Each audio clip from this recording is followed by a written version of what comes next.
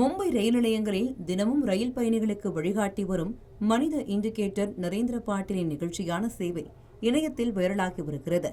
மும்பையின் பரபரப்பான தாதர் ரயில் நிலையத்தில் தினமும் காலை 9:30 மணி முதல் 11:30 மணி வரை 2 மணி நேரம் தனது சொந்த நேரத்தை ஒதுக்கி வழி தெரியாமல் தவிக்கும் பயணிகளுக்கு சரியான நடைமேடை, சரியான ரயில் மற்றும் பயண வழிகளை சொல்லி உதவி செய்து வருகிறார் நரேந்திர பாட்டீல்.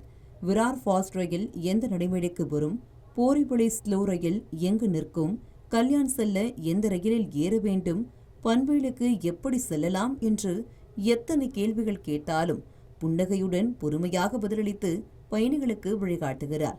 சமூக வலைதளங்களில் வைரலான இந்த சேவையை பார்த்த பலரும், ஒருமுறை எனக்கும் இவர் உதவி செய்துள்ளார், இவரை போன்றவர்கள்தான் மும்பையின் உண்மையான ஹீரோக்கள் என்று நெகிழ்ச்சியுடன் பதிவிட்டு வருகின்றனர்.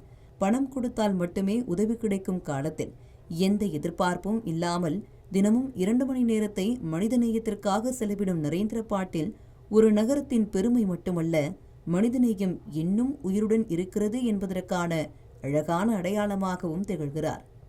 இந்த மாதிரி யூஸ்ஃபுல்லான இன்ஃபர்மேஷன்ஸை தெரிஞ்சுக்க தமிழ் ஜனம் சேனலை சப்ஸ்கிரைப் பண்ணுங்க.